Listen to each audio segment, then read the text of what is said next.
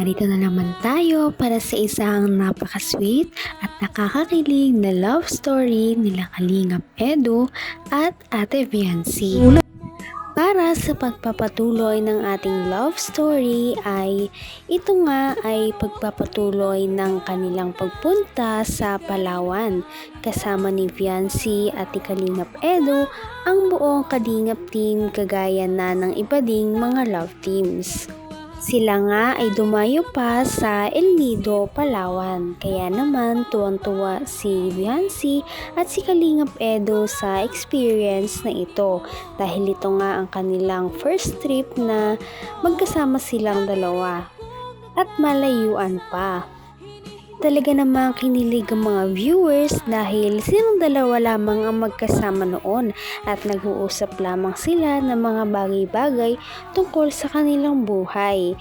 Talagang nag-enjoy silang mag-usap dahil na rin sa ganda ng place at sa ganda ng pagkakataon. Ganon na rin ang klima noong nag-uusap silang dalawa nung hapon na yon.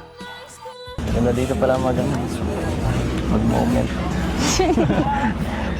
Grabe, nagpapasimple po kayo ha. Alam mo, sabi ko yung mga babantayan kita, no? Binabantayan ko lang yung wife ko. Yan. Siyempre, baka ka maligaw, baka ka masakta, no? Kailangan ka ng protection. 24/7. Wala tong mali siya. Ano lang to? Trabaho ko lang to, ha? Nakakapagod, pero okay lang. Hindi ako nagreklamo. Ano lang to? Nakakahiya na po. Kaya mo yan, no? Yung mga tao yan, inggit lang yan. Kasi wala sa... Kasama ko pinakamagandang babae dito.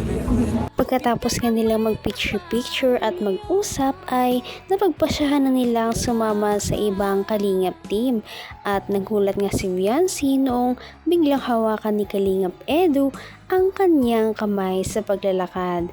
Sabi naman ni Kalingap Edu na gusto niya lamang daw na maging safe si Viancy dahil pinaalam niya ito sa kanyang nanay. Talaga naman parang nagle-level up na ang kanilang relationship dahil hindi man lang inalis ni Viancy ang kamay niya mula sa pagkakahawak ni Kalingap Edu. Parang gusto niya rin talagang mahawakan ang kamay ni Kalingap Edu. Napaka-romantic nga naman talaga dahil magka-holding hands pa sila habang naglalakad sa tabing dagat. Kaya naman kinilig ang mga viewers maging silang dalawa. Suot-suot nga rin ni Viancy ang jacket na pinahiram sa kanya ni Kalingap Edu dahil nga malamig.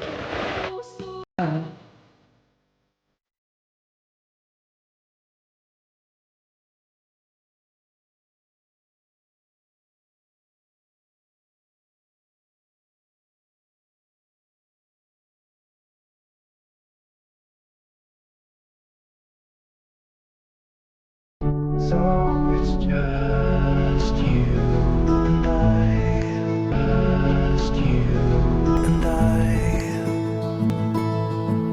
and I tell myself. Kumapit ka. Kumapit kayo. Kumapit ka ng maigpit at baka ka malaglag. Mukha ka talagang artista. Amin sir, good morning. Mukha ka talagang artista. Amin sir, good morning. Kala ko, si Marimar katabi ko. Sa mga Pilipino po. Kinilig ang mga viewers dahil habang naglalakad-lakad sila ay talagang maghahawak ang kanilang kamay. Inaalalayan din siya ni Kalingap Edu para hindi siya masigasaan ng mga dumadaang motor. Kinaumagahan ay nagdako na sila kasama ang Kalingap team sa mga activities at places na kanilang pupuntahan sa Palawan. Kaya naman kitang-kita ang excitement sa kanilang mga mukha. Ito rin ay talagang natatanging experience dahil first time nila itong magkasama sa isang trip na malayuan at bonus na rin na kasama na din nila ang iba pang mga love team kagaya ang love team na Jomcar. Talaga namang kung wala ang kanilang mga supporters at mga nagmamahal sa kanila ay hindi talaga magiging posible ang mga ganitong pangyayari sa kanilang buhay. Good morning, everyone. Good morning. Mga energy, good morning. Good morning. Good. So everyone, before we start, welcome to Al Nido, welcome to Al Moment Travel and Tours, and welcome to our boat names, Al Moment. Don't forget that name because later I'm not sure if the people will get there. Again, Al Moment. And everyone, before we start, by the way, your beloved tour guide, my name is Ralph. Coach. And my partner, Chris. Hindi ka iniiwan. Chris. Kumahabol. And our captain, Kenneth, say hi. Akala ko si Kuya Dennis. And our chef, Jonas, say hi. And Mac. Okay, so we're quite late, everyone. Thank you for listening. So first destination will be 7 Commando Beach. We will be there within approximately 30 minutes. Thank you for listening. Enjoy your tour. Thank you. Sa mga gusto po magpakuha or if you want to take pictures in the front, Chris will be very... He's been working 4 years in a funeral, so he's very expert. Habang nasa boat nga sila ay nagtatawanan lamang sila kasama ang love team na Jomcar.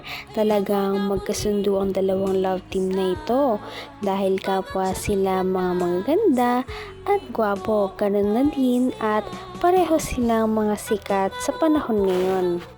Sabi pa nga ni Kalingap Edu na talagang nagugulat siya sa kagandahan ni Fiancé dahil nakikipagsabayan daw ito sa mga turista doon na pagkakamali niya daw turista si Fiancé.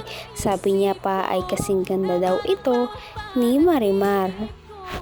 Dahil dito ay kinilig na naman si Fiancé sa mga sinabi ni Kalingap Edu. Kaya papunta na po tayo sa First Island. Grabe, napakaganda po dito.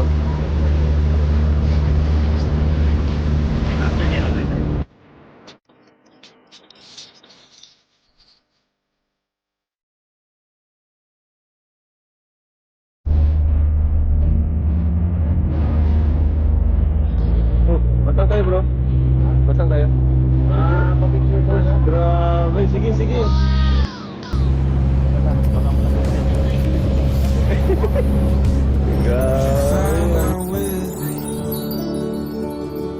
Akin na yung ano mo, bro. Camera, papicture dito kayo. All stars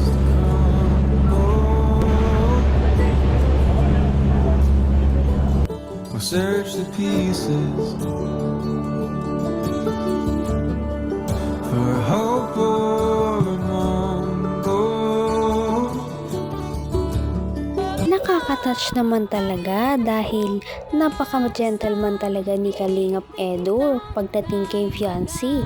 Talagang hindi niya ito pinapabayaan na mag-isa na maglakad dahil kitang-kita naman natin kung paano niya ito alagaan at alalayan. Talagang hindi niya inaalis sa kanyang paningin si Fiancé, kaya naman kilig na kilig ang mga viewers dahil dito. Para naman sa kanilang mga memories ay niyaya ni Kalingap Edu si Fiancé na mag-take ng picture sa dulo ng boat at ito daw ay isisend niya sa mama ni Fiancé, kaya naman talagang tuwang-tuwa ang mga viewers sa sweet moments nila. Me to decide.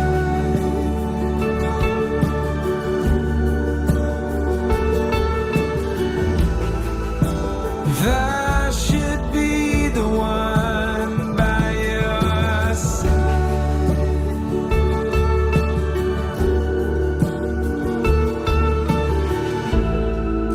And hope we know when it's better to say goodbye.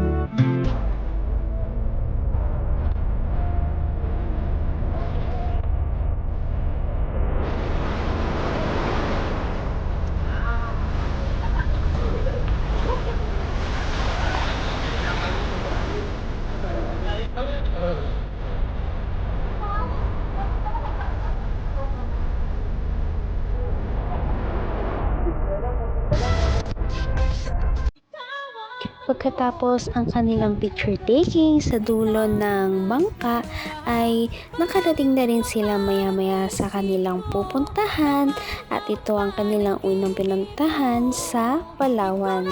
Kaya naman nakaka-excite talaga kung ano ba ang mga mangyayari sa lugar na yon. Kitang-kita talaga ang excitement ng dalawa sa bagong adventure na kanilang nagawa noong araw na yon. At mas lalo pang nagpasaya sa kanila na kasama nila ang buong Kalingap team.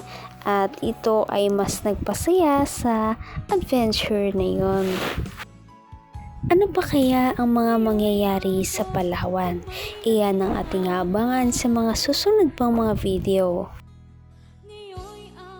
Kaya naman, sana ipatuloy natin silang suportahan at mahalin si Viancy, si Kalingap Edu at ang Kalingap team. Yun lamang at maraming salamat sa panonood.